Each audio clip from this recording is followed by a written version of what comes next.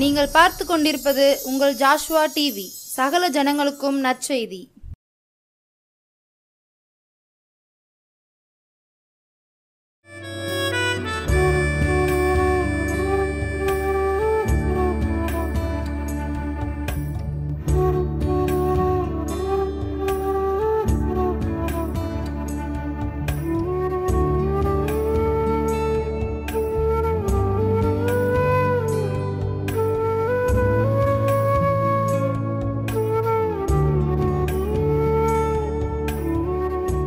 ஆண்டவராக இயேசு கிறிஸ்துவின் நாமத்தினாலே ஜோஸ்வா டிவி மூலமாய் கர்த்தர் எனக்கு வாய்ப்பு வார்த்தையை பேசும்படியாய், கர்த்தருடைய வார்த்தையை பேசும்படியாய் கர்த்தர் எனக்கு வாய்ப்பு கொடுத்ததுக்காக என் ராஜாவுக்கு நான் நன்றி செலுத்துகிறேன். இதை பார்க்கிற நேயர்களுக்கும் தெய்வ பிள்ளைகளுக்கும் அருமையான எல்லா மக்களுக்கும் அருமையான ஸ்தாபனத்துக்கும் நான் நன்றி உள்ளவளாக இருக்கிறேன். கர்த்தர் நம்மை ஆசீர்வதிப்பாராக.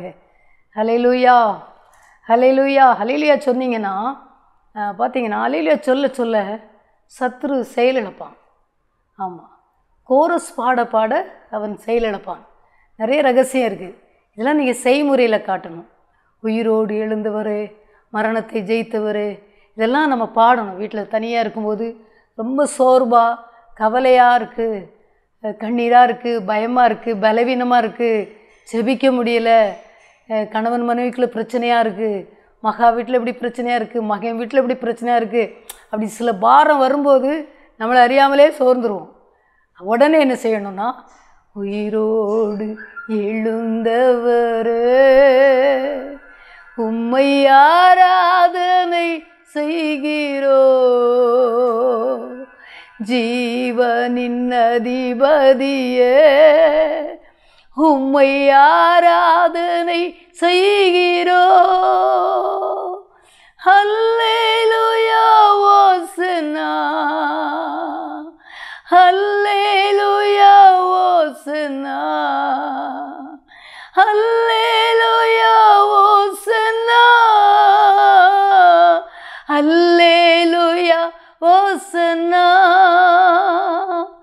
இப்படிலாம் நீங்கள் பாடி பாடி அந்த பிரச்சனைகளை மேற்கொள்ள முடியும். ஈஸியாக மேற்கொண்டுடலாம். ஆண்டவர் பரிசுத்த ஆவியானவர் நம்ம மேலே இறங்குவார், எல்லாவற்றையும் கீழ்ப்படுத்தக்கூடிய கிருபைகளை தருவார். இதெல்லாம் செய்து பாருங்கள். மரணத்தை ஜெயித்தவர் உம்மை ஆராதனை செய்கிறோ, பாதாளம் வென்றவர் உம்மை ஆராதனை செய்கிறோ, ஹல்லேலூயா ஓசன்னா, ஹல்லேலூயா ஓசன்னா, ஹல்லேலூயா ஓசன்னா, ஹல்லேலூயா ஓசன்னா. இந்த கவியெல்லாம் பாடும்போது பார்த்தீங்கன்னா பிசாசு அப்படியே பாதாளத்துக்குள்ளே போவான். நீங்கள்லாம் அதை அனுபவிக்கணும். ஒருவேளை ஒரு சிலருக்கு பிசாசை பார்த்தா பயம், எல்லாருக்குமே கொஞ்சம் பயம் இருக்கும். ஆனால் பார்த்தீங்கன்னா இந்த பாடலாம் கவி பாடிட்டிங்கன்னா ஈஸியாக மேற்கொண்டுடலாம். ஈஸியாக நீங்கள் எழும்பிடுவீங்க, கர்த்தருக்காய் நிலைநிற்பீங்க, கர்த்தரோடு ஓடுவீங்க, கர்த்தரோடு வாழுவோம், கர்த்தருக்காக பரலோகத்துக்கும் கர்த்தரோடு ஓடிடுவோம். கர்த்தர் அப்படிப்பட்ட காரியத்தை உங்களுக்கும் எனக்கும் செய்வாராக. பரலோக தந்தையே, எங்களோடு என்னோடு பேசுவீராக. நீங்கள் பேசுங்கப்பா, நீங்கள் பேசுகிற தெய்வம். இயேசுவின் நாமத்தில் பிதாவே, ஆமென். ஆண்டவர் இந்த நாளில் பாருங்க நம்ம கூட என்ன பேசுகிறார். ரொம்ப ஆண்டவர் பாருங்க, ஆண்டவர் பேசினார்னா அவர் வார்த்தை ஒரு நாளும் பொய் சொல்லாது.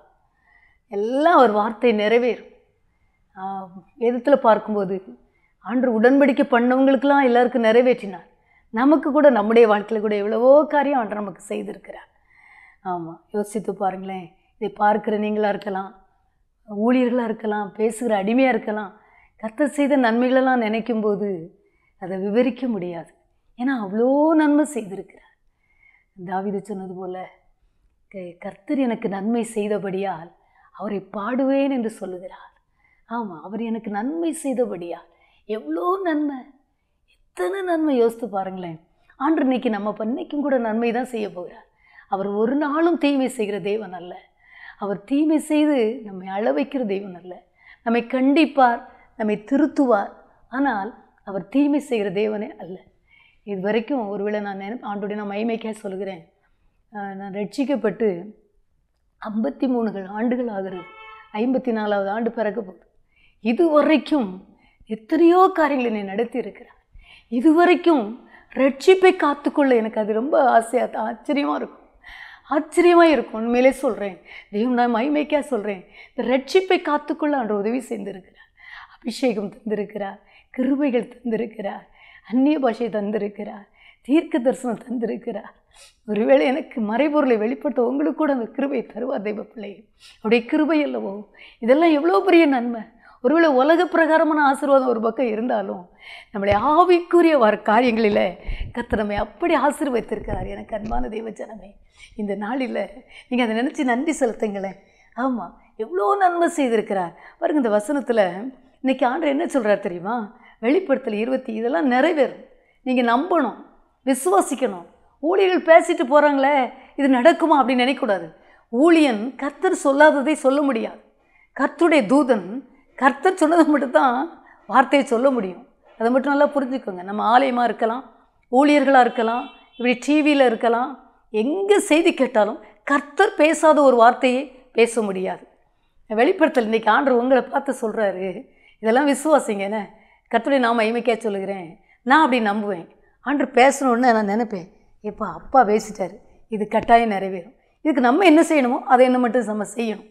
இதில் சொல்கிறார் இன்றைக்கி வெளிப்படுத்தல் 21ஆம் அதிகாரம் 5ஆம் வசனத்தை சொல்கிறாரு, சிங்காசனத்தில் மேல் வீற்றிருந்தவர் இதோ நான் சகலத்தையும் புதிதாக்குகிறேன் என்றார்.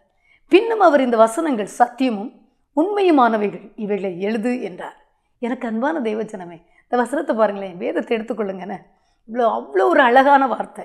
என்னென்னா, சிங்காசனத்தில் வீற்றிருந்தவர், சிங்காசனத்தில் மேல் வீற்றிருந்தவர் இதோ நான் சகலத்தை புதிதாக்குகிறேன் என்றார்.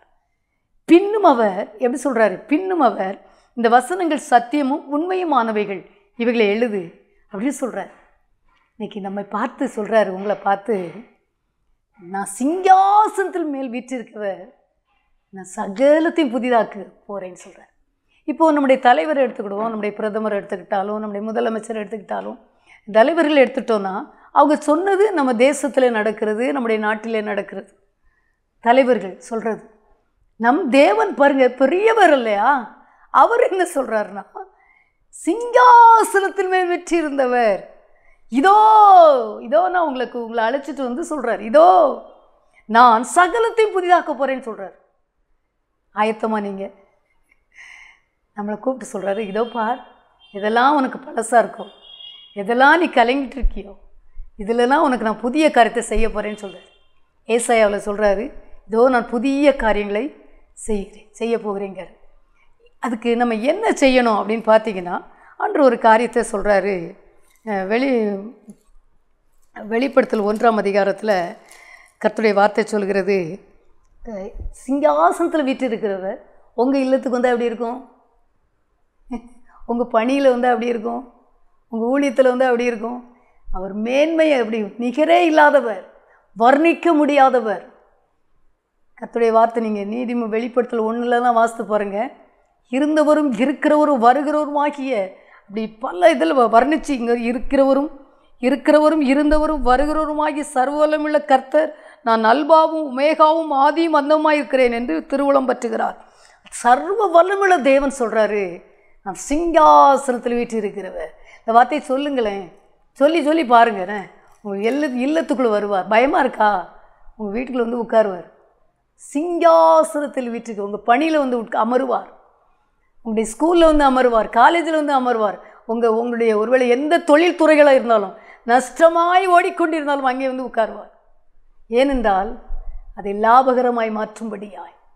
ஆமாம், இதை பார்த்தீங்கன்னா வெளிப்படுத்தல் 1ஆம் அதிகாரத்தில் 3ஆம் வசனத்தில் கர்த்தருடைய வார்த்தை சொல்கிறது, இந்த தீர்க்க தரிசன வசனங்களை வாசிக்கிறவனும் கேட்கிறவர்களும் இதில் எழுதியிருக்கிறவர்களை கை கொள்ளுகிறவர்களும் பாக்கியவான்கள். என்ன செய்யணுமா?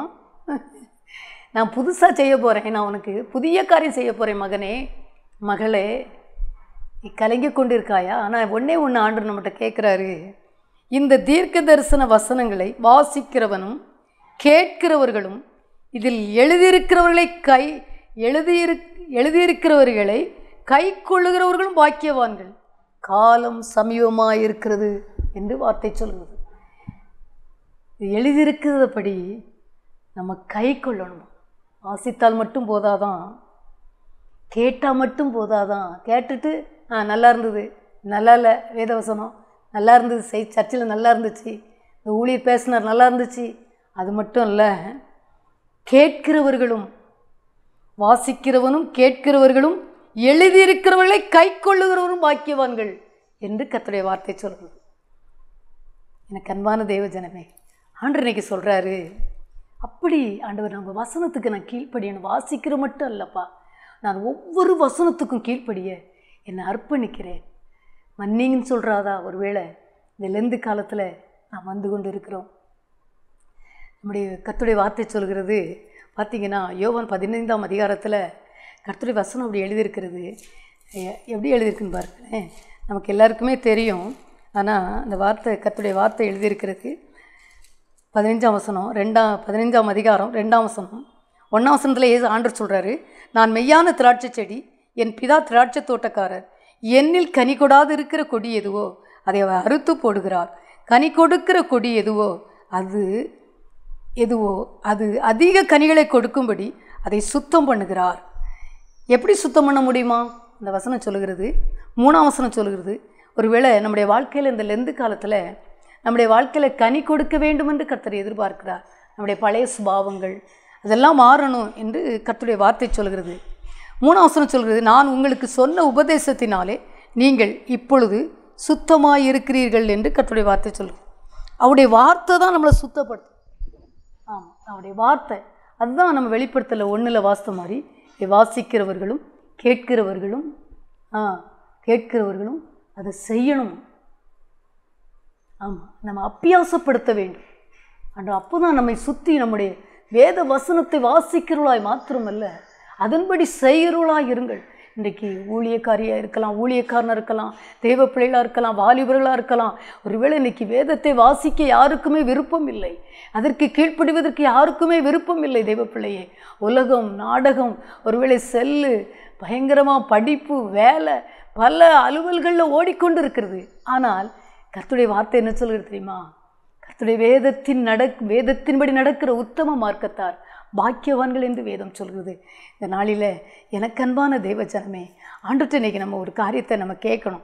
இந்த தீர்க்க தரிசனம் பாருங்கள், தீர்க்க தரிசன வசனங்கள் அப்படின்னா, தீர்க்க தரிசனம்னா எல்லாம் நிறைவேறுகிற வார்த்தை என்று பொருள். ஆமாம், அப்படிதான் பொருள். தீர்க்க தரிசன வசனங்களை வாசிக்கிறவனும் கேட்கிறவர்களும் இதில் எழுதியிருக்கிறவர்களை கை கொள்கிறவர்களும் பாக்கியவான்கள், காலம் சமீபமாக இருக்கிறது.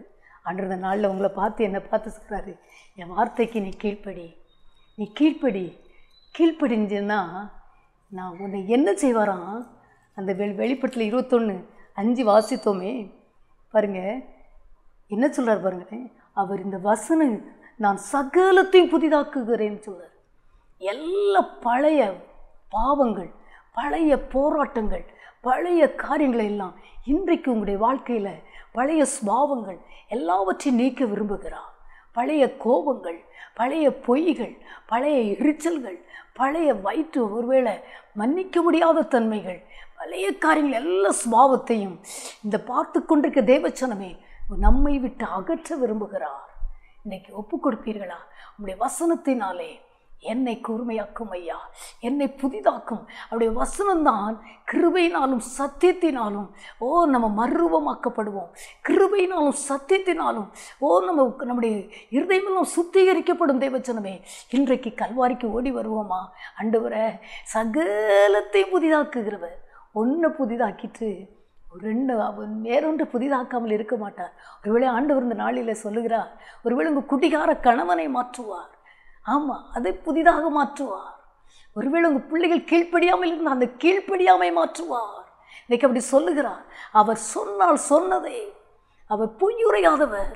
அவர் வாக்கினால் சொன்னதை இந்த தேவச்சனமே, இதை பார்த்து கொண்டிருக்கிற எனக்கு அன்பான என் அன்பு பெற்றோரே, வாலிபர்களே, ஒருவேளை உங்களுக்குள் பாவம் போராடி கொண்டிருக்கிறதா? எல்லாம் உங்களுடைய குடும்பத்தில், ஐயோ எனக்கு என் பிள்ளைங்க கீழ்ப்படியவில்லையே, ஐயோ என் மனைவி இப்படி இருக்கிறாங்களே, என் கணவன் இப்படி இருக்காங்களே, இப்படி வேறு வேறு மாதிரி ஓடிக்கொண்டு இருக்குது. ஆண்டவர் சொல்கிறாரு, இன்றைக்கு உண்மையை சொல்கிறார். என்ன சொல்கிறார் தெரியுமா? சகலத்தையும் புதிதாக்குகிறேன் என்றார். பின்னும் அவர் இந்த வசனங்கள் சத்தியமும் உண்மையுமானவைகள், இவைகளை எழுதுன்னு சொல்கிறாரு. ஆமாம், எழுதுன்னு சொல்கிறாரு, உண்மைன்னு சொல்கிறாரு, நான் செய்ய போகிறேன்னு சொல்கிறாரு. எந்தெந்த நான் இதுவரைக்கும் அந்த வசனம் பார்த்தீங்கன்னா, முந்தின வசனம் சொல்லுகிறது, 4ஆம் வசனம் பின்பாகம் சொல்லுகிறது. 4ஆம் வசனம் சொல்லுது, அவருடைய கண்ணீர் யாவையும் தேவன் துடைப்பார், இனி மரணமும் இல்லை, துக்கமும் இல்லை, அலறுதலும் இல்லை, வருத்தமும் இல்லை, முந்தினவைகள் ஒளிந்து போயின என்று விளம்பினது. முந்தின எல்லா குடிகாராவி, விபச்சாராவி, சந்தேகத்தின் ஆவி, இச்சையின் ஆவி, தேவையில்லாத எல்லா பொய்கள் எல்லாவற்றையும் உங்களுடைய குடும்பத்தை விட்டு கர்த்தர் மாற்றிக்கொண்டு இருக்கிறார். உன் எல்லைகளுக்குள்ளாய் பிதாவாகிய தேவன், நிகரே இல்லாதவர், உங்களுடைய இல்லத்துக்குள் வசிக்க விரும்புகிறார். அன்று சொல்றாரு, நான் உன் பாளையத்துக்குள்ள உலாவணும்னா உன் பாளையம் எப்பவும் சுத்தமாக இருக்கணும். தேவஜனமே, இன்றைக்கு மன்னிக்க வேண்டியதை மன்னிச்சிருங்க, தூரப்பட வேண்டியதை தூரப்படுங்க. பழையவைகளெல்லாம் களைந்து, பாருங்க, முந்தினவைகளெல்லாம் ஒளிந்து போயின என்று விளம்பினதான். புதிதாக்க போகிறார். அன்று எங்களை புதிதாக்குங்கப்பா. சொல்லுங்க, என் பிள்ளையை புதிதாக மாற்றுங்க, என் பிள்ளை மைண்டை புதுசாக மாற்றுங்கப்பா, என் கிட்னியை புதுசாக மாற்றுங்க. ஒருவேளை எந்தெந்த ஒருவேளை அவயங்களெல்லாம் பாதிக்கப்பட்டிருக்கிறதோ, எந்தெந்த தொழில் பாதிக்கப்பட்டிருக்கிறதோ, எந்தெந்த காரியங்கள் உடைக்கப்பட்டிருக்கிறதோ, கர்த்தருடைய ஆவியானவர் சொல்லுகிறார், இன்றைக்கு ஆண்டவரை எங்களை புதுசாக மாற்றுங்கப்பா. அவர் சொன்னதை பாருங்க, அவர் இந்த வசனங்கள் சத்தியமும் உண்மையுமானவைகள். அப்படின்னா என்ன? நான் இதை செய்வேங்காரு. அப்படி சொல்லிட்டு, எனக்கு அன்பான தேவஜனமே, ஆனால் நம்ம என்ன செய்யணும் தெரியுமா? முதல்ல ஆண்டுடைய வார்த்தைக்கு கீழ்ப்படிய வேண்டும். இரண்டாவது, கர்த்தரை நாம் துதிக்க வேண்டும். சர்வ வல்லமுள்ள தேவனை நம்ம அந்த அதிகாரத்தில் பார்த்தீங்கன்னா, கர்த்தருடைய வார்த்தை, எனக்கு அன்பான பெற்றோரே, வெளிப்படுத்தல் 5ஆம் அதிகாரத்தில் இன்றைக்கி ஆண்டு உங்களுக்கு ஒரு காரியத்தை, ஒரு ரகசியத்தை சொல்ல போகிறாரு. இதை பெற்றுக்கொள்ளுங்கள்னு ரேமா, இது நிறைவேறும். பார்த்தீங்கன்னா 5ஆம் அதிகாரத்தில் கர்த்தருடைய வார்த்தை சொல்லுது, 10ஆம் வசனத்தில் 5, வெளிப்படுத்தல் 5:10, எங்கள் தேவனுக்கு முன்பாக எங்களை ராஜாக்களும் ஆசாரியர்களும் ஆக்கினீர், நாங்கள் பூமியிலே அரசாளுவோம் என்று புதிய பாட்டை பாடினார்கள். பார்த்தீங்கன்னா ஃபுல்லாக கர்த்தரை துதிக்க தான் செய்கிறாங்க. நீங்கள் சில காரியங்கள் எச்சரிப்பாக எழுதப்பட்டிருக்கிறது, சில பாவத்து 18ஆம் அதிகாரத்துலலாம் வெளிப்படுத்தல அவ்வளோ பயங்கரமாக எழுதப்பட்டிருக்கிறது. ஆனால் தேவனை துதிக்கிறதுல பார்த்தீங்கன்னா, இங்கே அப்படி பாருங்கள், இங்கே நடக்கு பாருங்களேன். எங்கள் தேவனுக்கு முன்பாக எங்களை ராஜாக்களும் ஆசாரியர்களும் ஆக்கினீர், நாங்கள் பூமியிலே அரசாளுவோம் என்று புதிய பாட்டை பாடினார்கள். கர்த்தரை துதிக்க வேண்டும் என்று கர்த்தரை எதிர்பார்க்கிறார். பாருங்கள், ஒரு தலைவர்களோ ஒரு அமைச்சரோ யாரோ நம்முடைய கிராமத்திற்கோ நம்முடைய பட்டணத்துக்கோ வரும்பொழுது அந்த தெருவில் இப்போலாம் அவ்வளோ சுத்திகரிப்பு நடக்கிறது, அவ்வளோ பிரம்மாண்டமாக நடக்கணும், கட்டாயம் நடக்கணும். நம்ம ஆண்டவர் நிகரே இல்லாதவர், ஆதியும் அந்தமும் அல்பாவும் ஒமேகாவுமானவர், இருக்கிறவராக இருக்கிறவர். இந்த 1ஆம் அதிகாரத்தில் வெளிப்படுத்தல் 1 மட்டும் அத்தனையாய் கர்த்தரை வர்ணித்திருக்கிறாங்க. நீங்கள் வாசித்து பாருங்க. சிங்காசனத்தில் 7 பொன் குத்துவிளக்குகள் மத்தியில் உலாவுகிறவரை அப்படி வர்ணித்து யோவான் எழுதுகிறார். எனக்கு அன்பான தேவ பிள்ளையே, இந்த நாளிலே கர்த்தரை ஆராதிக்கும்படியா உன் வீட்டை திறந்து கொடு, ஆண்டவரே சிங்காசனம் வீற்றிருக்கிறவரே என்று கர்த்தரை மகிமைப்படுத்தி பாடுங்க. அப்படி பாடும்போது முதல்ல வசனத்துக்கு கீழ்ப்படியணும். எதெல்லாம் உங்கள் சுபாவங்களெல்லாம் மாற்றுங்க. கிறிஸ்துவ இன்னைக்கு பார்த்தீங்கன்னா ரொம்ப ஒஸ்டாயிடுச்சு. விசுவாசிகளும் அப்படி தான். எல்லாருமே கல்வாரிக்கு ஓடி வருவோம். எல்லா கெட்ட சுபாவங்கள், பழைய சுபாவங்கள், பழைய பேச்சுக்கள், கிளவி பேச்சுகள், துரு பேச்சுகள் எல்லாம் எல்லாரும் விட்டு ஒளியட்டுமே இயேசுவின் நாமத்தினாலே. அப்படி நாம் செபிக்க வேண்டும். இரண்டாவது, கர்த்தரை ஆராதிக்க வேண்டும். எங்களை ஆசாரியராக மாற்றினீரே, எங்களை ராஜாக்களை மாற்றினீங்களே. எவ்வளோ பெரிய வசனம் பாருங்க. ராஜாக்களும் ஆசாரியர்களுமாய் மாற்றினீர்னு எழுதுறாரு. அப்படிப்பட்ட சர்வ வல்லமையை உங்களுக்கும் எனக்கு கொடுத்து, எவ்வளோ சர்வ வல்லமுள்ள தேவன் உங்களுக்கும் எனக்கு எவ்வளோ கிருபையை தந்திருக்கிறார். யோசித்து பாருங்கள். நம்மளை ஊழியம் செய்யும்படி அழைத்திருக்கிறார். திருச்சபையில் ஜெபம் நடத்தும்படி கிருபை கொடுத்திருக்கிறார். முழுகிற ஜெபங்கள்னா எத்தனை காரியங்களை பெண்களை நடத்துகிறார், சகோதரிகளை பயன்படுத்துகிறார், வாலிப பிள்ளைகளை பயன்படுத்துகிறார். அது அவருடைய மாட்சிமை நிறைந்த வல்லமை நிறைந்த வார்த்தை அல்லவோ, அவருடைய கிருபை அல்லவோ.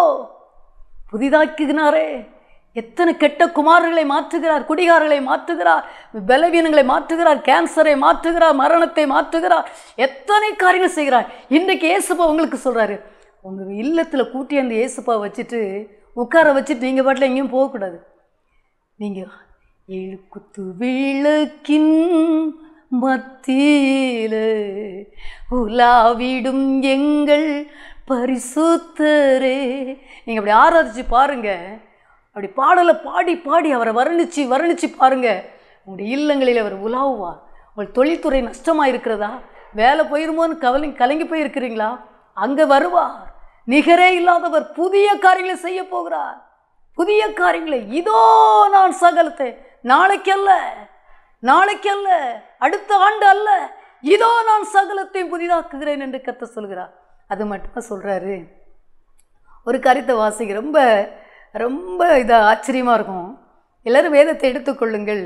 21ஆம் அதிகாரம், வெளிப்படுத்தல் 21 6ஆம் வசனம் பார்த்தீங்கன்னா, அன்றியும் அவர் என்னை நோக்கி, ஆயிற்று, நான் அல்பாவும் ஒமேகாவும் ஆதியும் அந்தமாய் இருக்கிறேன். தாகமாய் இருக்கிறவனுக்கு நான் ஜீவ தண்ணீர் ஊற்றில் இலவசமாய் கொடுப்பேன்னு சொல்கிறார். எனக்கு அன்பான தேவ ஜனமே, இங்கே பார்த்தீங்கன்னா அங்கே சொன்னார் நான் புதிதாக்குவேன்னாரு. நல்ல வேத வசனத்தை வாசிங்கன்னு இந்த லெந்து நாட்களில் நேரம் கிடைக்கும்போது நல்லா வாசிங்க, நல்லா ஆராதிங்க. இங்கே சொல்கிறாரு, அன்றியும் அவர் என்னை நோக்கி, உங்களை பார்த்து சொல்கிறாரு, உங்களை பார்த்ததை பார்த்து கொண்டிருக்க தேவஜனத்தை பார்த்து சொல்லுகிறார். அன்றியும் அவர் என்னை நோக்கி, ஆயிற்று, ரெடி ஆயிற்றுன்னு சொல்கிறார். ரெடி ஆயிற்று, நான் அல்பாவும் ஒமேகாவும் ஆதியும் அந்தமாய் இருக்கிறேன். நான் யார் தெரியுமா? முடிவில்லாதவர்னு சொல்கிறார் ஆண்டவர். தாகமாக இருக்கிறவனுக்கு ஜீவ தண்ணீர் ஊற்றில், எப்படி சொல்கிறார்? நான் தாகமாய் இருக்கிறவருக்கு நான் ஜீவ தண்ணீர் ஊற்றில் இலவசமாய் கொடுப்பேன்னு சொல்கிறாரு. உங்களுக்கு திருமண காரியத்தை, உங்கள் பிள்ளைங்க பேர பிள்ளைங்க ஒருவேளை தடையாக இருக்கிறதா, திருமணம் தடையாக இருக்கிறதா, குழந்தை பாக்கியம் தடையாக இருக்கிறதா, ஊழியம் தடையாக இருக்கிறதா, வேலையில் தடையாக இருக்கிறதா, ஒருவேளை எந்தெந்தவுக்கு ஆண்டவரை சில பட்டா காரியங்கள், பத்திர காரியங்கள், வீடு கட்டுகிற காரியங்கள், எந்தெந்த காரியங்களில் எங்கெல்லாம் லாக்காக இருக்கோ ஆண்டவர் சொல்கிறாரு ரெடி ஆயிட்டுன்னு சொல்கிறார். ரெடி ஆயிட்டு, ரைட் நோ, ரெடி ஆயிடுச்சு. இந்த வார்த்தையெல்லாம் பார்த்தீங்கன்னா கர்த்தருடைய நாம மகிமைக்காக சொல்லுகிறேன். அடிமை வாழ்க்கையில் இந்த வார்த்தையை சொல்லிட்டாருன்னா நான் நினைப்பேன், அவர் செய்துட்டாரியா, அப்படி நம்புங்க. அவர் பொய் சொல்ல மனுஷன் அல்ல. நீங்கள் நம்புனா, நீங்கள் விசுவாசித்தால் பெற்றுக்கொள்வீர்கள். விசுவாசிக்கிறவனுக்கு எல்லாம் கூடும். இந்த வார்த்தை சொல்ல பாருங்களேன், அழகாக இருக்கு பாருங்களேன். அவர் என்னை நோக்கி ரெடி ஆயிடுச்சு. எனக்கு அன்பான பெற்றோரை அழுது கொண்டு இருக்கிறீர்களோ, ஐயோ என் பிள்ளை கல்யாணம் 8 வருஷம் ஆயிட்டு, பேபி இருக்குமா, ஐயோ என் பிள்ளை வயசு போயிட்டே இருக்குது, திருமணம் ஆகலையே, ஐயோ என் பிள்ளைக்கு வேலை கிடைக்கலையே, என் பிள்ளை ரட்சிக்கப்படலையே, அப்படி அழுது கொண்டு இருக்கீங்களா? ரெடி ஆயிடுச்சு என்று கர்த்தர் சொல்லுங்க. அவர் சொன்னால் என்ன ஆயிடுச்சு, ரெடி ஆயிடுச்சு. இது உண்மை தேவ பிள்ளையே, இது பார்த்து கொண்டிருக்க தேவச்சனமே, ஆண்டர்கிட்ட சொல்லுங்க, ஆமாப்பா திருமணம் எனக்கு ஆண்டர் அப்படி சொன்னார். நான் என்ன சொல்லணும்னு கேட்டேன். திருமணம் ரெடி ஆயிட்டுன்னு சொல்லுன்னு சொன்னார். அவர் சொன்னால் ஆகும். ரெடி ஆயிட்டு. இன்னைக்கு கர்த்தர் உங்களை பார்த்து சொல்லுகிறார், எதெல்லாம் உங்களுக்கு டிலேயாக இருக்குதோ இன்றைக்கு அது ரெடியாக்குகிறார். அவர் செயலாற்றுகிறார், அவர் செய்து முடிக்கிறவர். என்ன சொல்கிறார் பாருங்களேன். அப்படி சொல்லிட்டு, நான் யார் தெரியுமா என்று சொல்கிறார். நான் அல்பா ஒமேகா ஆதியும் அந்தமாய் இருக்கிறேன். தாகமாய் இருக்கிறவனுக்கு நான் ஜீவ தண்ணீர் ஊற்றில் இலவசமாய் கொடுப்பேன்னு சொல்கிறாரு. பணம் இல்லைன்ட்டு இருக்கீங்களா? இந்த கடனை எப்படி அடைக்க, இந்த லோனை எப்படி அடைக்க, பிள்ளை திருமணம் எப்படி நடத்துது அப்படின்னு நினச்சிட்டு இருக்கீங்களா? ஆண்டவர் சொல்கிறார், இலவசமாக தருவேங்க. இது உண்மை தெய்வ பிள்ளைகளே, இது உண்மை. எனக்கு அன்பான பெற்றோரே, ரெடி ஆயிற்று. இதை குறித்து கொள்ளுங்கண்ணே. ரெடி ஆயிற்று. இந்த வசனத்தை சொல்லி பாருங்கள். ரெடி ஆயிற்று. அவர் சொன்னார், அவர் கட்டளையிட நிற்கும், அவர் சொல்ல ஆகும், அவர் கட்டளையிட நிற்கும். ரெடி ஆயிற்று. தாகமாய் இருக்கிறவனுக்கு ஜீவ தண்ணீர் ஊற்றில் இலவசமாய் கொடுப்பேன் என்று கர்த்தர் சொல்லுகிறார். தந்துட்டாருமா? விசுவாசிக்கீங்களா? தாவீதுக்கு ரெடி ஆயிற்று. ராஜமேன்மை கொடுத்தார். அன்னாளுக்கு எல்லாம் செத்து போன நிலைமையில ரெடி ஆயிற்று. தீர்க்கதரிசியை கொடுத்தார், ஆபிரகாமுக்கு கொடுத்தார், ரெடி ஆயிற்று. உங்களுடைய வாழ்க்கையில் ரெடி ஆயிற்று. பாருங்க, ஒரு சம்பவத்தை சொல்கிறேன். பல வருஷத்துக்கு முன்பதாக, ஒரு 30 ஆண்டுகளுக்கு முன்பதாக ஒரு நாள் ஆண்டவர் சொன்னார், உனக்கு ஒரு சொந்த தொழிலுக்காய் ஜெபின்னு சொன்னார். ஞாபகம் இருக்கிறது. 30 வருஷத்துக்கு மேலே அப்படி சொன்னார், உனக்கு ஒரு தொழிலுக்காய் ஜெபி. அப்போ பஸ் ஸ்டாண்டில் கடை கிடைக்கும்படியாக ஜெபினார். நான் சொன்னேன், பஸ் ஸ்டாண்டில் கடை வேணும்னா 5 லட்ச ரூபா வேணுமே, அந்த நாட்களில் வேணுமே, எங்கே இருக்குது ஏசப்பா அப்படி நான் நினச்சேன். எனக்கு அன்பான தேவச்சனமே, எங்களுக்கு ஜூஸ் போடுகிற பிஸ்னஸை கர்த்தர் கொடுத்தார். காசு ரொம்ப போடலை, கர்த்தர் கொடுத்தார். சின்ன சின்ன வழிகளாய் திறந்து இன்றைக்கு வரைக்கும் எங்களை நடத்தி வருகிறார். உங்களை நடத்துவார். ரெடி ஆயிற்று. திருமணத்துக்கு ரெடி ஆயிற்று. பெரிய காரியங்கள் உங்களுக்கு செய்ய போகிறார். 7 பொன் குத்துவிளக்குகள் மத்தியில் உலாவுகிறவர், நட்சத்திரங்களை ஏந்தி கொண்டு உலாவிக் கொண்டு இருக்கிறவர், மகத்துவம் நிறைந்தவர், மாறாதவர் உங்களுடைய வாழ்க்கையில செய்ய போகிறார் கர்த்தர். அவர் சொல்ல ஆகும், அவர் கட்டளிட நிற்கும். இந்த வார்த்தை விசுவாசிங்க. அவர் புதிதாக்கிட்டார். என் பிள்ளையை ரட்சித்துட்டார். எங்கள் குடும்ப சாபத்தெல்லாம் மாற்றிட்டாரு சொல்லுங்க. உங்கள் வீட்டை புதிதாய் மாற்றுவார். உடைஞ்சு கிடக்கிறதா உங்கள் வீடு? இடிந்து கிடக்கிறதா? கட்ட முடியலையா? ஆண்டவர் செய்வார். அவர் சொல்ல ஆகும், அவர் கட்டளையிட நிற்கும். நன்றி ஆண்டவரே. எல்லாரும் கண்களை மூடி நாம் ஜெபிக்கலாமா? இது உண்மையிலே தேவனுடைய தீர்க்க தரிசனம். இது நிறைவேறும். இது நிறைவேறியே ஆகும். பரலோக தந்தையே, ஒரு கோடி நன்றி செலுத்துகிறோம் அப்பா. இந்த வார்த்தைக்காக நன்றி செலுத்துகிறோம். ஏப்பா, நீ சிங்காசனத்தில் வீற்று இருக்கிறவர். இதோ நான் சகலத்தையும் புதிதாக்குறேன்னு சொன்னீர். இது உண்மை என்று சொன்னீரப்பா. இது சத்தியம், இவைகளை எழுது என்று சொன்னீர். ரெடி ஆயிற்றுன்னு சொன்னீரப்பா. என் ஜனங்கள் வார்த்தைக்கு கீழ்ப்படிந்து உம்மை ஆராதித்து சிங்காசனத்தில் வீற்றிருக்கிறவரை 7 பொன் குத்துவிளக்குகள் மத்தியில் உலாவுகிற என் அன்பு தெய்வத்தை என் ஜனங்கள் ஆராதிப்பார்களாக. என் ஜனங்கள் உம்மோடு இணைவார்களாக. என் ஜனங்களுக்கு இருக்கிற எல்லா போராட்டங்களும் விலகுவதாக. கர்த்தரோடு நெருங்க முடியாதபடி இருக்கிற எல்லா தீய வல்லமைகள் இயேசுவின் இரத்தத்தினால் கொழுண்டு கொழுண்டு கொழுண்டு நரகத்துக்கு போவதாக இயேசுவின் நாமத்தில். நன்றி ஆண்டவரே. நீர் ஒவ்வொரு இல்லத்திலையும் சிங்காசனம் அமர்ந்து இருப்பீராக. தொழில்துறைகளில், ஸ்கூல்களில், காலேஜுகளில், மருத்துவமனைகளில், எந்தெந்த தேவஜனங்களுக்கு, தேவ பிள்ளைகளுக்கு, எங்கள் டயசிஸில், எங்களுடைய திருச்சபைகளில், எங்களுடைய பேராயர் இல்லங்களில், எங்களுடைய போதகர்கள் சபை ஊழியர்கள் இல்லங்களில், எங்கள் விசுவாசிகளுக்கு இல்லங்களில், எல்லாருடைய ஆமாப்பா இந்த ஸ்தாபனத்தில் அப்படியே அமருவீராக. ரெடி ஆயிற்று. என்னெல்லாம் செத்து கிடந்ததோ, என்னென்ன சேலரிலாம் வரலையோ, எல்லா வேலையில் எங்கெங்க எல்லாம் பிசாசு லாக் ஆக்கி வச்சிருக்காங்க, இன்றைக்கு இயேசு கிறிஸ்துவின் நாமத்தினால அது ஓப்பன் ஆகி ரீமர் ரெடி ஆகிவிட்டதற்காக நன்றி செலுத்துகிறையா. அவர் சொல்ல ஆகும். சொல்லிட்டீங்கப்பா, நன்றி. எல்லாரையும் ஆசீர்வதியும், எல்லாரையும் ஆசீர்வதியும். எல்லாரும் இந்த ஆண்டவர் இந்த அபிஷேகத்தையும் இந்த ஆசீர்வாதத்தையும் அனுபவிப்பார்களாக. 7 பொன் குத்துவிளக்குகள் மத்தியில் உலாவுகிறவர் எல்லார் இல்லங்களிலும் உலாவுவீராக. சத்துரு உட்புகுதலும் குடியோடி போகுதலும் இருக்கக்கூடாது. கெட்ட சொப்பனங்கள், பயங்கள், வியாதியை கொண்டு வருகிற எல்லா வல்லமைகள், எல்லா விஷக்கிருமிகள் இயேசுவின் இரத்தத்தினால் பட்டு பட்டு பட்டு இயேசுவின் நாமத்தில் இரத்தத்தை எங்களுடைய குடும்பங்களில் நாங்கள் தெளிக்கிறோம். எங்கள் தேவச்சனத்தின் மேலே, எங்களுடைய திருச்சபைகள் மேலே, இதை பார்க்கிற நேயர்கள் மேலே கண்ணீரோடு பார்க்கலாம். அவங்களுக்கு இன்னைக்கு ஒரு காரியம் நடப்பதாக நடப்பதாக நடப்பதாக இயேசுவின் நாமத்தில். நன்றி கர்த்தர், அப்படி செய்கிறதற்காக நன்றி. எலியா சொன்னபடியே நடந்தது. நீங்கள் அப்படி செய்ய போறீங்க. நன்றி நன்றி. இயேசுவின் நாமத்தில் ஜெபிக்கிறோம் நல்ல பிதாவே. ஆமென்.